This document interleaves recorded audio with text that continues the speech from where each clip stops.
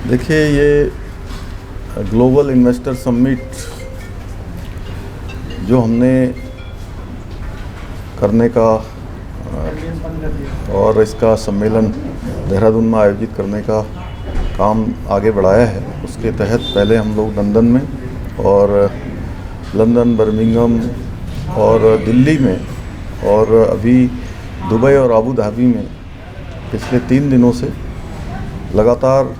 विभिन्न निवेशक समूह से मिले हैं। इसमें पर्यटन के क्षेत्र में, स्वास्थ्य के क्षेत्र में, शिक्षा के क्षेत्र में और बहुत सारे कृषि, एग्रो, इन सभी फार्मा के क्षेत्र में बहुत सारे निवेशकों से हमारे करार भी हुए हैं और बहुत से बात भी हुई है। सभी से बात करने के बाद एक बात जो हम लोगों को कहीं ना कहीं उत्साह प्रदान करती है कि हमारा काम बहुत तेज़ी से आगे बढ़ रहा है। लोग उत्तराखंड आने के लिए, लोगों के अंदर एक मन में आकर्षण भी है, उनकी चाहत भी है कि उत्तराखंड में अपना उद्योग और निवेश करना चाहते हैं और हज़ारों करोड़ के निवेश हमको इस यात्रा में भी उनके साथ करार के रूप में प्राप्त हुए हैं और बहुत सारे प्रस्ताव भी मिले हैं और निकट भविष्य में हम देश के अन्य शहरों में भी इस प्रकार के निवेशकों के साथ संवाद करने वाले हैं, रोड शो करने वाले हैं और ये काम हमारा निरंतरता से चलेगा। हमारा इस बार पूरा ध्यान, पूरा फोकस है कि हम जब तक हमारा ये सम्मेलन आयोजित होगा 8 और 9 दिसंबर को, उससे पहले जो करार हैं उन सभी को धरातल पर उतारें, उसकी ग्राउंडिंग करें और उसको लेकर हम लगातार आगे बढ़ रहे हैं। और इस दौरान हमें बहुत सारे सुझाव भी प्राप्त हुए हैं, उन सुझावों पर भी हम बात करेंगे। जितने निवेशकों के द्वारा हमारे साथ करार हुए हैं और प्रस्ताव आए हैं, उन सभी का हम आकलन करने के बाद आगे बढ़ेंगे कि उत्तराखंड राज्य के लिए कौन से उपयोगी हैं, कौन से लॉन्ग टर्म में फ़ायदेमंद हो सकते हैं और जो हमको निवेश के साथ साथ उत्तराखंड के अंदर रोज़गार को भी जुटाने का काम करें, वहाँ के लोगों की आजीविका को भी बढ़ाने का काम करें। हमारा जो प्राथमिक सेक्टर है, उस प्राथमिक सेक्टर को मजबूत करने में या उसको आगे बढ़ाने में उसको सहयोग प्रदान करेंगे। हम उनको प्राथमिकता के आधार पर प्रोत्साहन करेंगे और पहले भी हमने जो नीतियाँ बनाई हैं वो सब निवेशकों के, उद्योग समूह के, सभी के हितों को ध्यान में रखकर उसको बनाया भी है और जहाँ ज़रूरत थी उसको संशोधन भी किया है और आगे भी करेंगे। सर, निर्माणाधीन मंदिर को भी देखने आप पहुंचे हुए थे और यूएई जैसे हम बात करें वहाँ पे हिंदू मंदिर का बनना कैसा आपको लगा और किस तरीके का एक्सपीरियंस रहा? यूएई में 27 एकड़ भूमि पर और हज़ारों करोड़ से लोगों के सहयोग से जो मंदिर वहाँ पर आबू धाबी में निर्माण हो रहा है, निश्चित रूप से वो एक बहुत बड़ा हमारा धर्म का स्थान बनने वाला है, बहुत बड़ा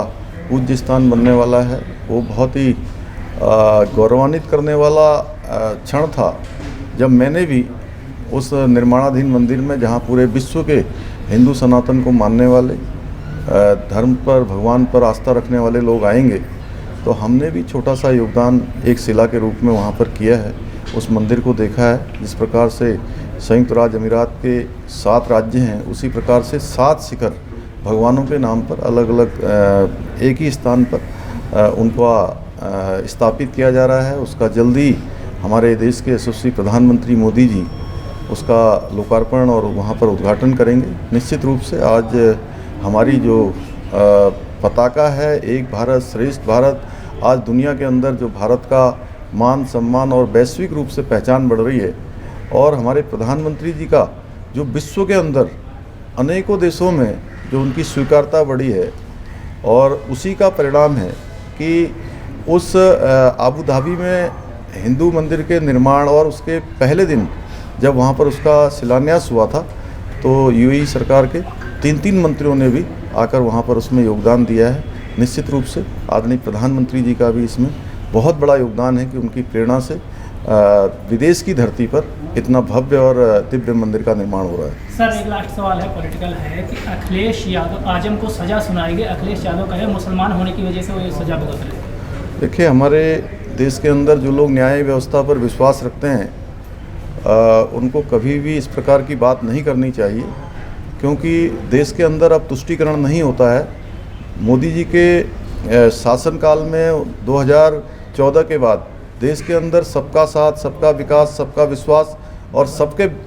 प्रयास के आधार पर काम हो रहा है। अब तुष्टीकरण नहीं बल्कि संतुष्टिकरण पर काम हो रहा है। सर, एक सवाल और है, चुनाव है 5 राज्यों में और जैसा कि देख रहे जो IND गठबंधन बना है, वहाँ जो उनके प्रत्याशी उतारे जा रहे हैं, वहाँ अन्य विपक्षी दल भी, जो उनका सहयोगी दल कह सकते हैं, वो भी अपने कैंडिडेट उतार रहा है। ऐसे में क्या लग रहा है कि ये एक छवि देखने के लिए मिल रही है कि IND गठबंधन आगे चल पाएगा कि नहीं चल पाएगा 24 में? देखिए, IND गठबंधन जिसके मूल में केवल और केवल अपने राजनीतिक दलों का अस्तित्व बचाना, अपने परिवारों का अस्तित्व बचाना और देश के अंदर जिन्होंने लंबे समय तक शासन किया है, लंबे समय तक देश की सत्ताओं को, राज्यों की सरकारों को चलाने का काम किया है,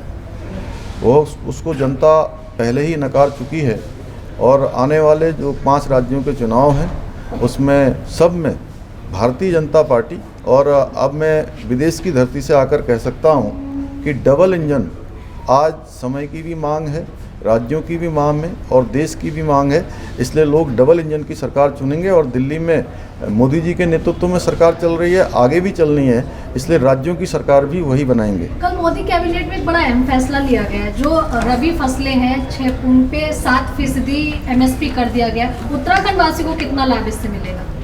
देखिए, मोदी जी के हर फैसले में देश के जन जन का कहीं ना कहीं उनके लिए उसमें सोचा जाता है और समाज में अंतिम छोर में खड़े हुए व्यक्ति को इन योजनाओं का लाभ मिले, और इस योजना का भी लाभ निश्चित रूप से देश के और उत्तराखंड के सभी लोगों को मिलेगा।